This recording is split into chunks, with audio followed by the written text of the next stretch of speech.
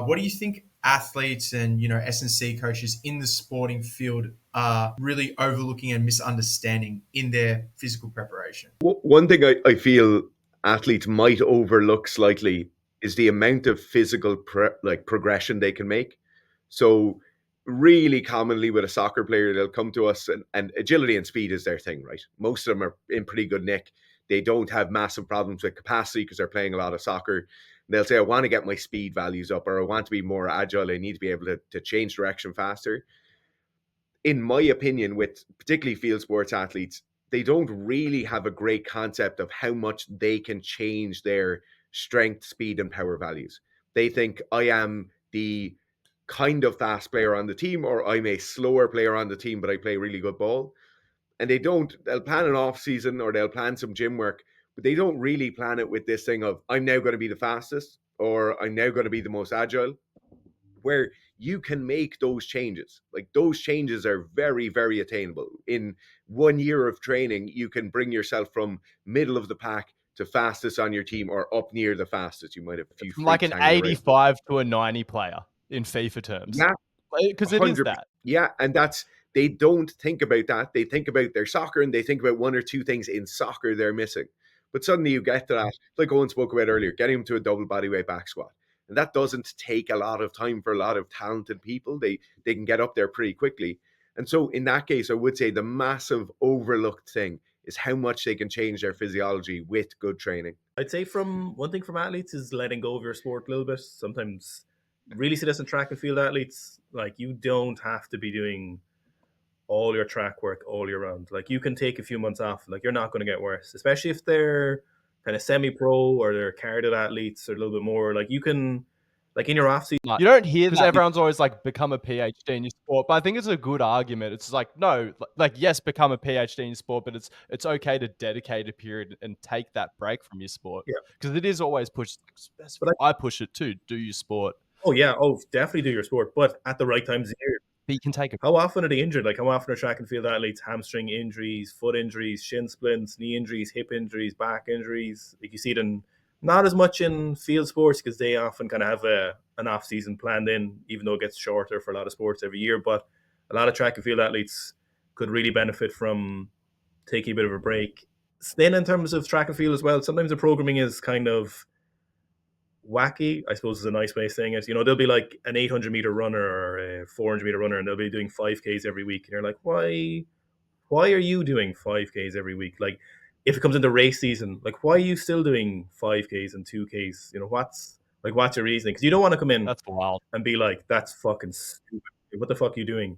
But you want to be like, why are you doing that? You know, they might have a good reason and maybe it works, you know, but there's definitely been cases where we've been working with people and we kind of try and stay away from their actual programming for their sport, you know, like for most bases, because that's not what they come to us for. But there's a lot of times where you're like, oh yeah, tell me what your sport specific programming is like.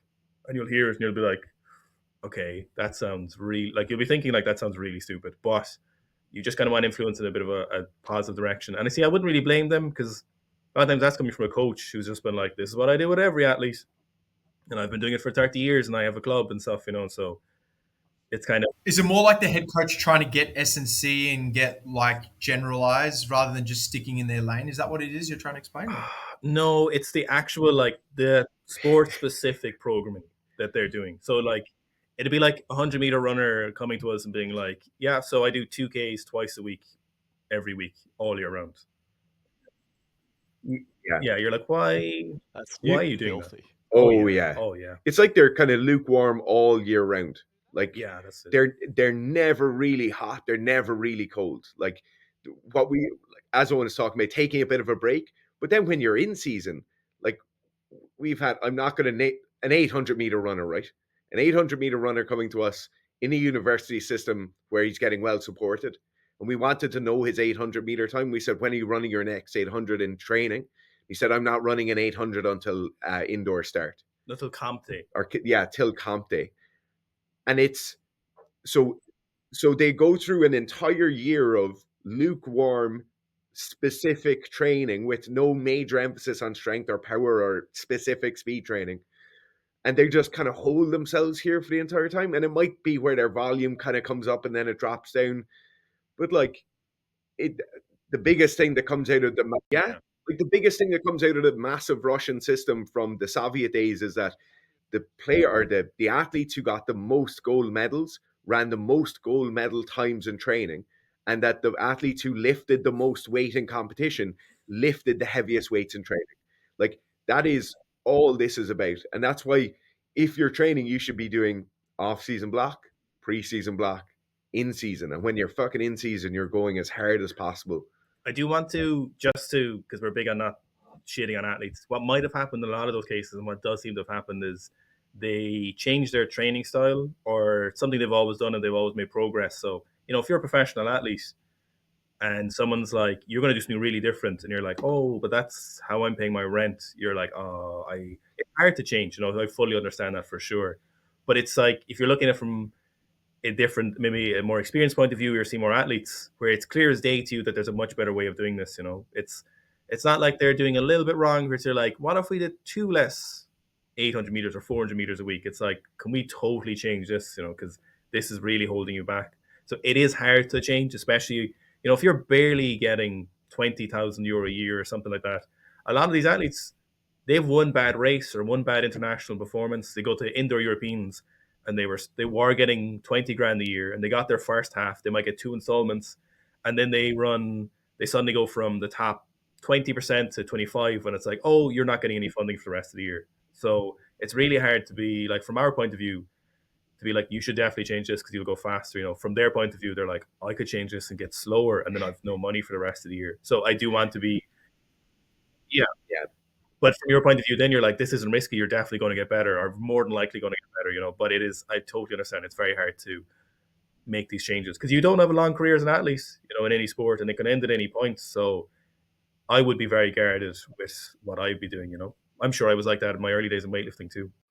On the topic of going back to like Olympic lifts for athletes and just like power training in general and like creating peaks, especially in season, that's one of the things I find really valuable about the Olympic lifts. Like, I never deadlift my athletes. I have them power clean instead fucking year round, but especially in season, using power training as a substitute for strength training, because I think it preserves strength adaptations really well, can build strength as well in people who aren't very strong. So much better than just like dropping. And because I hate doing just like a cucked dose, because people could be like, we'll just do a lower dose of strength training. I'm like, that's shit. I'd rather just like rip some fucking power cleans in season. And again, it sort of keeps you in that 70% range. What we usually do is, it's usually the same movements, but then we'll start looking at kind of bar speed in season. So maybe you'll go like velocity loss caps in season to limit the fatigue. Velocity loss, but you're just literally looking at how fast the bar is moving, and you're like, you have this. As in more lighter load, not using it to regulate strength training, doing power training with VBT. Hell yeah. Any amount of strength training maintains most of your strength training. If you're decently strong, 10-20% of the amount of training you did to get somewhere will maintain at least 80% of that. So what we do is build as much strength and resources, physical resources, in the off season, if you want to look at it like that, and then fight the decay as much as you can in the in season, and prioritize staying fresh and game day or meet day or track day or whatever you can by doing whatever movements we're familiar with, moving as heavy weights as fast as possible, trying not to get too fatigued at gym sessions because it's comp day now, it's sport day now, it's time for the sport to take precedent. And so what? If we planned to do a 200 kilo double on the back squat, but we had to do 170 or 180 today, it doesn't matter, So that's our big thing, is use the off season as much as possible, maintain it, keep barbell speed going. Like, you are going to lose fitness as the season goes on. Like, it's going to happen. And I think it's kind of foolish to try and fight it too much. You want to maintain it or slow it down weekly as much games as possible. As an adult is fucked. Yeah. Particularly weekly games where you're taking impact is horrendous. Brutal. Yeah. Training, then you'll love our programming too. Head to the notes below to grab a free week of general physical preparation. You get unlimited access to me and fresh programming every single week for less than $1